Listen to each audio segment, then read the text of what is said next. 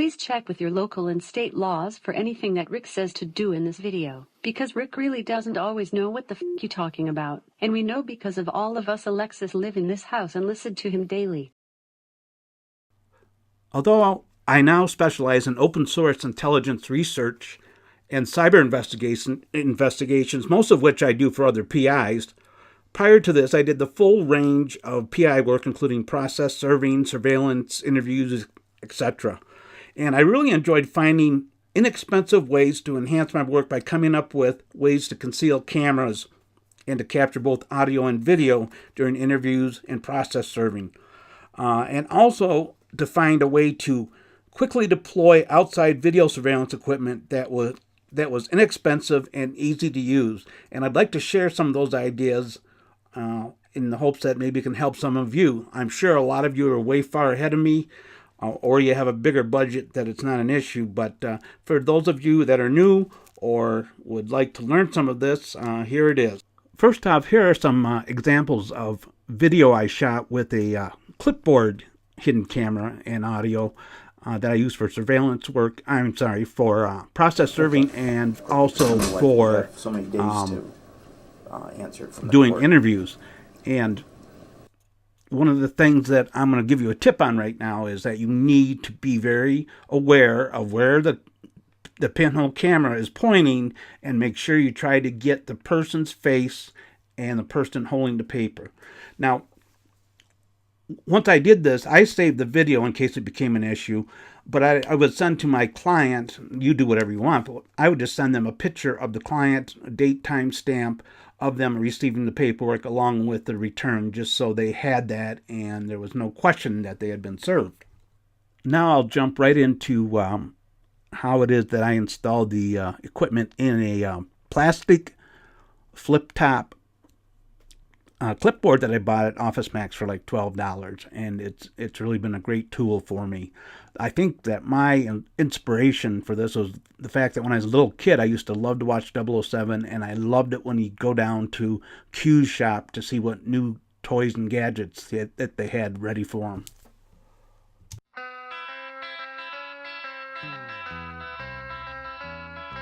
Ask the equipment officer to come in, please. Q branch has put together a smart-looking piece of luggage for us. We're issuing this to all 00 personnel.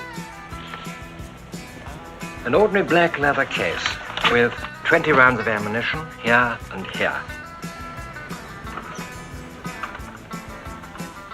Now, if you take the top off, you'll find the ammunition inside. On the side here, flat throwing knife. Press that button there, now she comes. What we have here is a normal-looking clipboard when it is actually much more than that.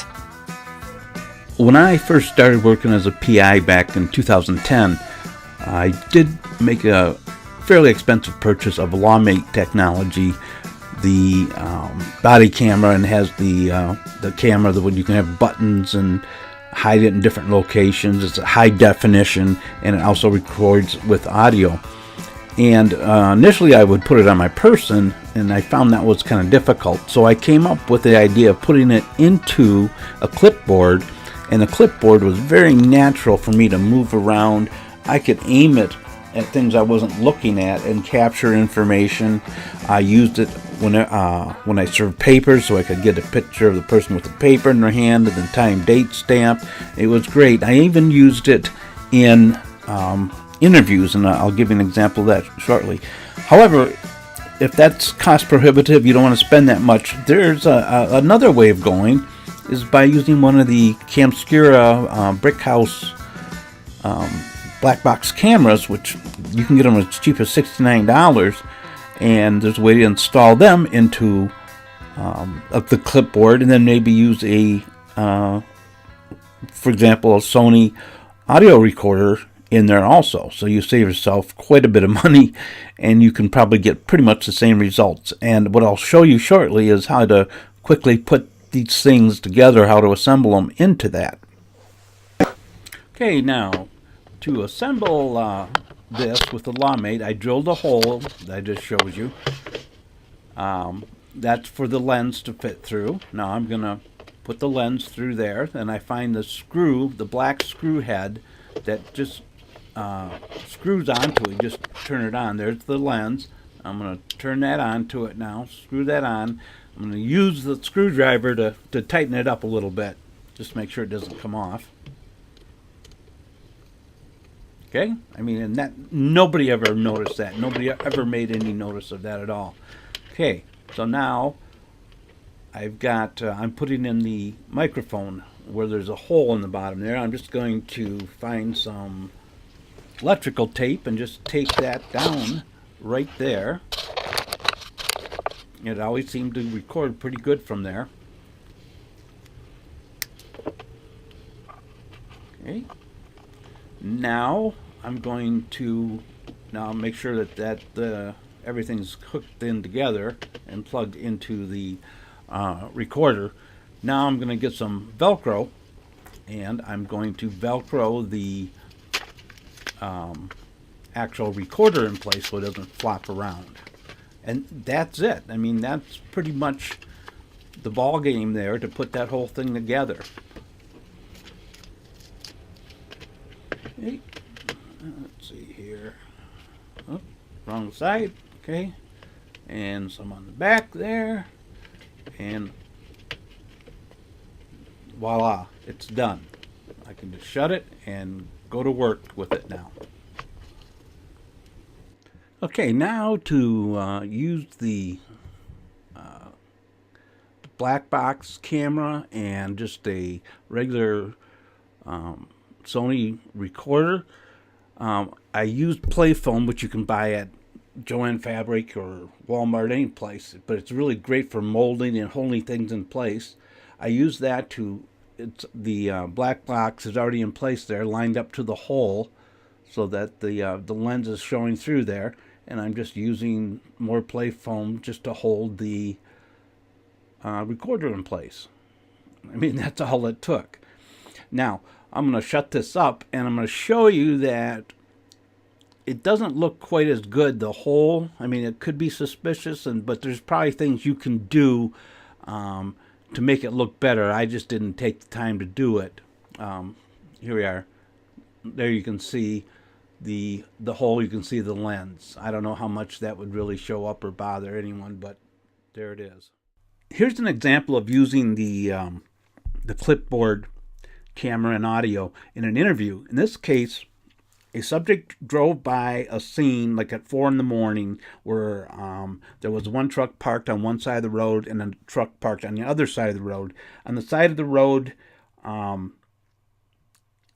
which would be to his left as he was driving, there was a body in front of the truck, which he didn't know at that time. But then there was this other car that was later not found in the scene on the right side. And the question was, or what he had told the police was, that there was a full cap on the car that was now missing, and therefore that was believed to be possibly the suspect's vehicle. And so the issue was, when I interviewed him, I asked him about the cap, and strangely enough, he did not describe it as a full cap, and as you'll see, and I think that had we gone to a jury trial on this, we could have impeached him pretty well on it. As it turned out, when we went to an exam, he claimed that it was a full cap again, because the day after I interviewed him, the police and the prosecutor re-interviewed him, and then 3 days later we had the exam. But I think with the video and audio, it could have helped our case greatly. So just an example of how it worked. Full, like the double-sized trucks. It looked like a full-size truck, but just a regular one. Did you notice anything in the bed? Anything covered in the bed or anything like that? No, I did not. Okay. I'm just being honest. Okay, sure. Do you think it had a camper or a cap on it? It did not. The best that I remember. Didn't have a cap or a camper, either one? It might have had a cap.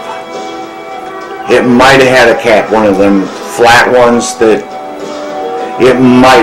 One that would go flat right across from the... Yeah, just across, It wouldn't raise up like behind the window of the truck. Exactly, no. It'd be like one of those that they snap on that's flat across. Exactly. It might have had that. Okay. It might have. Okay, good. In this video, I was going to serve what I thought was a subpoena to a farmhand, and I had no idea exactly what I was getting into. And I'm showing it because I made a couple mistakes that, had it turned out differently, could have been crucial in not collecting evidence. Number one, you'll see that I'm going towards a pole barn. There's a door open in the middle. It's dark there. I can see in there, but my camera can't, and I didn't realize that until I tried to bring the video out later.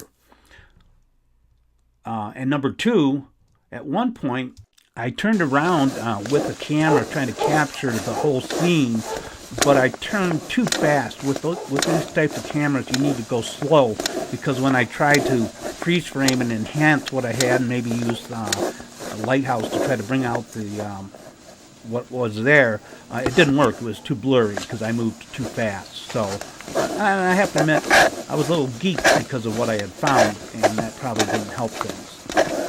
I'll also mention here that as I was driving in, I noticed cameras all over the place and signs for guard dogs. What I'm seeing here as I approach is, as it says here, men in white, or women, I don't know, but people in white disposable jumpsuits with hoods, and they had respirators, and they were spray painting a brand new armored personnel carrier. This immediately tightened my spinker and set off alarm bells. I thought that I had possibly stumbled into a rich militia setup here in northern Michigan, and militia people and process servers don't get along. And I was a retired state trooper, and I had worked on a case where they had murdered a state trooper, and another one where they had planned on murdering several state troopers. And so I was a little uncomfortable at this point. But if I had moved forward towards that door and got in there with the camera, I could have captured it. But because of the light and then the darkness difference, I wasn't able to capture what was there.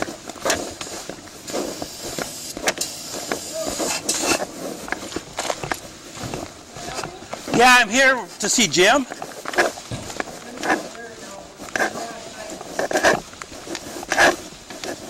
I've got a subpoena form and a check. Is there a way you could get a hold of him? I doubt he's going to have reception. Okay. I was just, what do you mean when you on site at the other place?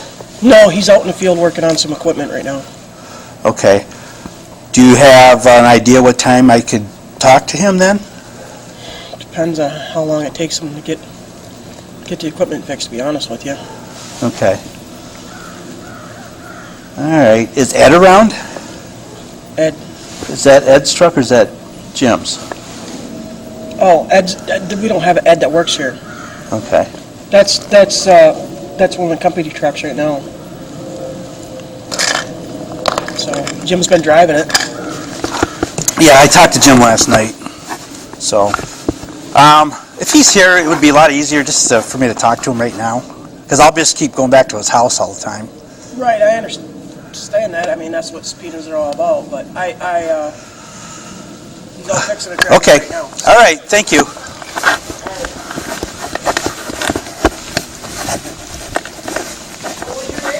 Rick Killips. As it turns out, I had stumbled into a operation like Blackwater Security. It was Triple Canopy. They took over some of Blackwater's contracts in Iraq when Blackwater got in trouble. And then they had a spinoff called Sovereign Deed, in which they built this compound in northern Michigan.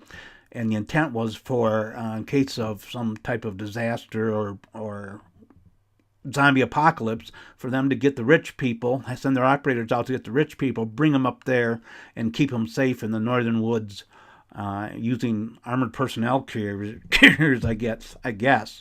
But eventually the subpoenas did get served, and I was quite safe.